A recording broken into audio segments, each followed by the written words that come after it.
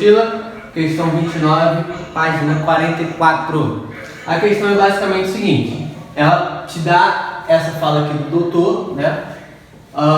E ela pede para você assinalar uma outra frase que seja equivalente a essa daqui, tá bom? Então, o doutor diz o seguinte: You should drink less alcohol. Você deveria, lembra, o should é o que? Advice, sugestão, conselho, sugestão.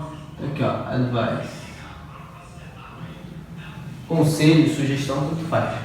Você deveria beber menos álcool. Beber menos, ok? Aí vamos aqui, ó. You ought to, lembrando que quando advice, ele equivale a quê? Ought to. Não se esqueça disso. Você deveria beber muito álcool? Não, ele falou exatamente ao contrário. Você deveria beber menos, ok? Então essa daqui tá fora. Don't drink too much alcohol. Não beba muito álcool. Perfeito. Se ele falou para você beber menos, então é o que? Para você não beber muito, ok? Então, ó, essa daqui é o nosso gabarito. Uma coisa que eu queria te mostrar, essa frase está no imperativo. No imperativo, você vai ter na afirmativa.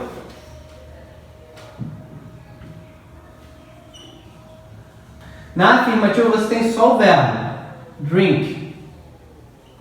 Tá aqui, ó. Drink some water. Drink some water. Estou te dando uma ordem. Imperativo.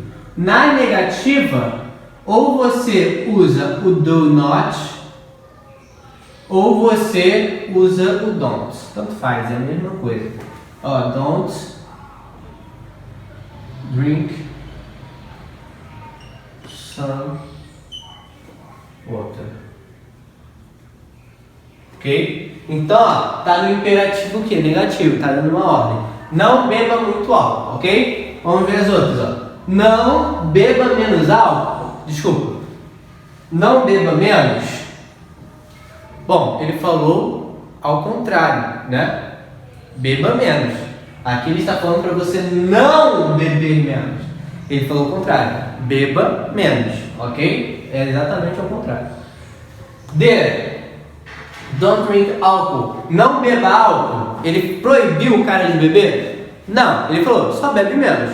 Ok? Pode beber, mas bebe menos. Aqui ele está te proibindo. Não beba álcool, uma proibição. Ok? Está te proibindo. Ele está te dando uma ordem para você não beber álcool. Então aqui melhor se encaixa a letra B. Não beba muito álcool. Que bate exatamente com o que estava escrito aqui em cima. É uma outra forma de dizer a mesma coisa. Você deveria beber menos álcool. Ok, galera? Espero que vocês tenham compreendido isso aí. Professor, poderia colocar o tio aqui? Poderia de boa, ok? Poderia de boa colocar o tio ali. Tá? Então daqui a pouco eu volto com outra questão. Valeu, galera!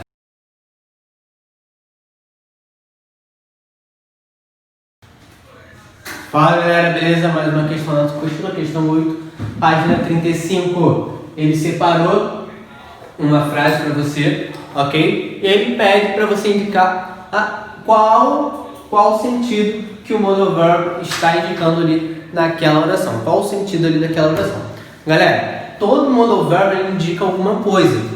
Tem modal verb que vai indicar mais de uma coisa, ok? Mas todo modal verb indica alguma coisa. E nós temos alguns, ok? Vamos lá. Quais são eles? O can, o could, may, might, must, o próprio, aqui ó, should, would, will, olha só, will, ó, um modal verb que nós utilizamos muito, quando nós vamos conjugar os verbos no futuro, nós utilizamos o will, que indica uma ação no futuro, bem aquilo que a gente já costuma fazer, ok? Nós temos o ob to, tem alguns outros, ok? Mas vou colocar só essa daqui por enquanto. Então, cada um vai indicar uma coisa. Tem modal verbs que vão indicar mais de uma coisa. Por exemplo, no caso do can, ele pode indicar ability, ele pode indicar permission, Ele pode indicar possibility e request, pedido. Olha só, 4 coisas. Então, se a questão for boazinha com você, olha aqui, ó, se a questão for boazinha com você, vou botar aqui, ó, request. A possibilidade mais fácil que tem é as 3 alternativas conter coisas que não pertencem ao can. Aí você faz o quê? Corta. E aí tu fica com a dedo. Acabou. Mas, se houver mais de uma possibilidade nas suas alternativas, aí você vai descobrir por onde? Pelo seu contexto. O contexto é soberano. Ok? Você vai ter que ler e saber se o contexto está indicando uma habilidade de algo, está indicando um pedido, ok? Você vai ter que ler pelo contexto. Show de bola?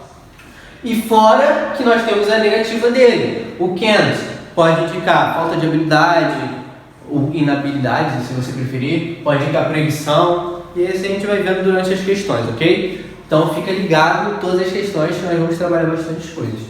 Tá bom? Então, ó, outra coisa importante de você saber é que depois de todo o verbo, depois de todo o monoverbo, o seu verbo ele vem no infinitivo sem a partícula to. Isso a gente vê muito, principalmente quando vai conjugar o verbo no futuro. Vou até utilizar aqui, ó. Aqui, ó. I can drive. Eu consigo dirigir, eu posso dirigir, como você preferir. O verbo ele tem que vir no infinitivo sem a partícula to. O modal verb ele se relaciona diretamente com esse verbo. Então ele sempre vai estar ali. Ou ele vai estar oculto, mas você consegue definir ele pelo contexto. Eu não posso fazer isso aqui, ó. I can to drive. Não posso. O único modal verb que já carrega essa partícula to com ele é o verbo to. Tá aí, melhor. You ought to drive. Mas mesmo assim, ó, não mudei nada do verbo, ó. Isso daqui, ó, já vinha com ele, tá bom? Então o verbo que vem após o modal verb tem que vir no infinitivo, sem a partícula to, tá bom? E o will, né, nós vemos isso muito, como eu falei, no futuro. I will be. Olha só, verbo vindo depois do modal verb no infinitivo sem a partícula to. Tá bom? Não se esqueça disso. Não se esqueça disso, hein, galera. Professor, até nas terceiras pessoas, isso aí. She, he, it, will be. Muda nada, não muda nada, ok? Show de bola? Então vamos para a questão ali, ó. You should singular. O should é um modal verb que ele pode indicar 2 coisas basicamente: conselho ou sugestão. Aí você olha para as alternativas. Ele pode indicar possibilidade? Não. Ele pode indicar dedução? Não. Ele pode indicar habilidade? Não. Então sobrou o quê? D. Foi aquela questão boa que eu te falei, questão tranquila que eu te falei, que o examinador foi bom com você, ele foi de boa contigo, ok? Professor, que modal verb pode indicar possibilidade? Além do can, que eu já botei aqui, ó. Can, ele pode indicar possibilidade. Você tem o may. Tá. Você tem o may. Dedução, professor, must. Conselho, should ou ought to, ok? Quando ele está como conselho, ele equivale a ought to. Tá bom? Não se esqueça disso. Não sei se a câmera vai estar pegando aí. Então, deixa eu tirar daqui. E vou colocar aqui, ó. Quando é device, should device, ele equivale a ought to. Ok? Show de bola? Advice pode ser o should ou o ought to. E ability, o can. Ok? Espero que isso aí tenha ficado claro para os senhores.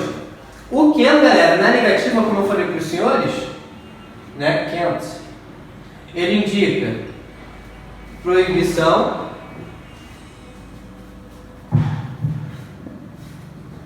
inability,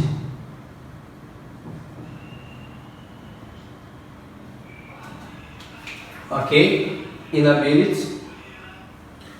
Esses são os dois casos principais, tá? O must aqui, ó, ele pode indicar, além de dedução, ele pode indicar para você obligation, obrigação. Na negativa, ele indica proibição também. Então, quando na negativa, o must equivale ao can't, ok? Claro, indicando proibição, ele se equivale. Eu posso usar um ou outro. Como aqui, por exemplo, eu poderia usar no lugar do should, job, to sem problema nenhum. Ok, galera? Espero que tenha ficado claro para vocês. O would, possibilidade remota de algo acontecer no futuro, possibilidade remota. O will, ação no futuro, que também nós usamos bastante. Vale ressaltar que o will, eu também posso utilizar o shall. Nós utilizamos porque eu também posso utilizar o shall. Mas qual a diferença? O shall, galera, é só para as primeiras pessoas. Quem são as primeiras pessoas? I e we. Primeira pessoa do singular, primeira pessoa do plural. Ok? Essa é a grande diferença entre eles. Mas ambos indicam o futuro. Tá bom? Faltou falar de algum? Creio que não. O may já botei ali, né? Possibilidade, permissão também. Aqui, ó, o may pode indicar permissão, ok? O might, possibilidade remota de algo. E o must, galera, além de obligation, dedução, ele pode indicar uma necessidade forte. Quando você precisa fazer algo e você precisa muito, é uma necessidade forte, ok? Vou colocar aqui, ó. Strong. Fica aqui apertadinho, ó. Uma necessidade forte, ok? Espero que isso aí tenha ficado claro para os senhores. Nas outras questões, nós vamos trabalhando da mesma maneira. Então, fique ligado para você ter o conteúdo completinho, tá bom? Daqui a pouco eu volto com outra questão. Valeu, galera!